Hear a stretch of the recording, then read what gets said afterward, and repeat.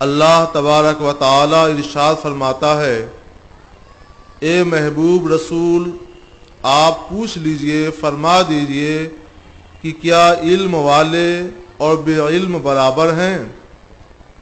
مطلب یہ ہے کہ ایسا ممکن ہی نہیں ہے کہ بے علم کبھی علم والوں کے برابر ہو جائیں۔ اس کو ایک مثال سے سنیے، مثال بھی حدیث شریف ہی ہے۔ حدیث میں ہے کہ حضور اقدس سید عالم صلی اللہ علیہ وسلم کی خدمت میں کچھ صحابہ کرام حاضر ہوئے۔ عرض کیا، یا رسول اللہ، دو آدمی ہیں، ایک رات بھر جاگ کر کے عبادتیں کرتے ہیں اور دن بھر روزہ رکھتے ہیں، ان کا مقام بہت اونچا ہے۔ اور دوسرے ایک مولانا صاحب ہیں جو روزہ تو نہیں رکھتے، رات بھر تو نہیں جاگتے، لیکن فرائض ادا کرتے ہیں اور لوگوں کو دین کی باتیں بتاتے اور سکھاتے ہیں۔ سرکار بتایا جائے کہ دونوں میں کس کا رتبہ زیادہ اونچا ہے؟ تو حضور صلی اللہ علیہ وسلم نے فرمایا، فضل العالم علی العابد کفضلی علی ادناکم، عالم کی فضیلت عابد پر ایسی ہے، اتنی زیادہ ہے کہ جیسے میری فضیلت تم میں سب سے کم درجے کے صحابی پر۔ یعنی رسول اللہ صلی اللہ علیہ وسلم کا رتبہ تو سب سے اعلیٰ ہے، سب سے اولیٰ ہے۔ اسی لیے عرض کیا، عاشق رسول اعلیٰ حضرت عظیم البرکت علیہ رحمت و رضوان نے سب سے اعلیٰ و اولیٰ ہمارا نبی، سب سے بالا و والا ہمارا نبی، خلق سے اولیاء، اولیاء سے رسول اور رسولوں سے بالا ہمارا نبی۔ تو سرکار علیہ الصلوۃ والسلام کا رتبہ تو ساری کائنات میں سب سے بڑھ کر ہے، ہر رسول سے بڑھ کر ہے، ہر صحابی سے بڑھ کر ہے۔ لیکن سرکار علیہ الصلوۃ والسلام یہ بتانا چاہتے ہیں کہ جیسے تم میں سب سے کم درجے کا صحابی ہر کوئی سمجھ سکتا ہے کہ اس کا میرے مرتبے تک پہنچنا ناممکن ہے، محال ہے، بلا تشبیہ و تمثیل، ایسے ہی جاہل آدمی کا کسی عالم دین کے مرتبے تک پہنچنا محال ہے۔ اس کی کیا وجہ ہے؟ اس کی وجہ یہ ہے کہ علم دین صحیح معنوں میں انسانوں کو زندگی عطا کرتا ہے۔ جو بے پڑھا لکھا ہے وہ ایک قسم کا اندھا ہے، اندھیرے میں پاؤں رکھتا ہے، کبھی اس گڈھے میں گرا، کبھی اس نالی میں، اور کبھی یہاں چوٹ کھائی، کبھی وہاں، منزل مقصود تک نہیں پہنچ پاتا۔ لیکن جو آنکھ والا ہے اور اجالے میں چلتا ہے تو وہ منزل مقصود تک آرام کے ساتھ پہنچ جاتا ہے۔ علم دین ایک روشنی ہے دین کی، جس کے پاس علم دین کی روشنی ہوگی وہ اپنی صحیح منزل پر پہنچ جائے گا، سیدھے راستے پر چلے گا، اور انشاءاللہ العزیز اس کی روشنی میں اسے جنت بھی مل جائے گی۔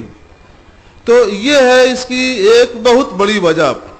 اسی لیے علم دین حاصل کرنے کی فضیلت پر احادیث نبویہ میں اور قرآن شریف میں بڑا زور ڈالا گیا، یہاں تک کہ ایک حدیث شریف میں فرمایا گیا، طلب العلم فریضۃ علی کل مسلم و مسلمہ، علم حاصل کرنا فرض ہے ہر مسلمان مرد پر بھی اور ہر مسلمان عورت پر بھی۔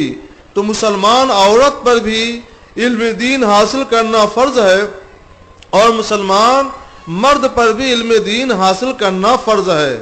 اور اسی واسطے یہ بزم پاک منعقد کی گئی ہے کہ اگر آپ کو کسی اور طریقے سے علم دین کی دولت نہیں پہنچ پاتی ہے تو کم سے کم آپ یہ مختصر وقت صرف کریں تو اللہ تعالیٰ اس کی برکت سے آپ کو بہت کچھ دین کے ضروری مسائل عطا فرما دے گا۔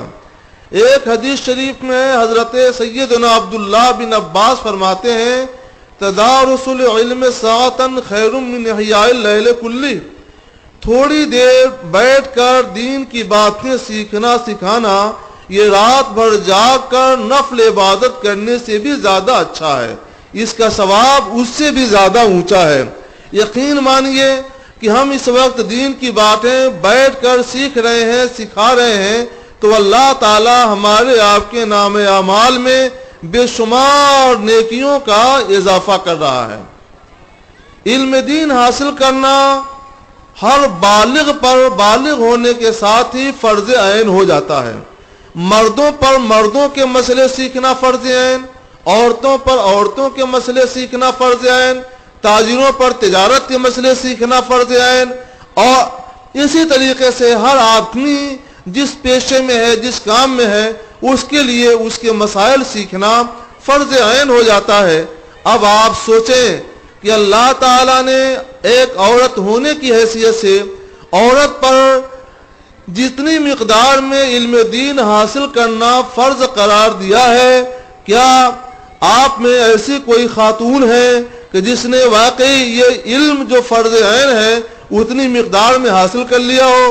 آج افسوس کی بات ہے کہ ہزاروں میں شاید ایسی کوئی عورت مل جائے جس کو ضرورت بھر فرض عین علم حاصل ہو اور دین کے ضروری مسائل کو وہ سیکھ چکی ہو یا دوسروں کو سکھا سکتی ہو۔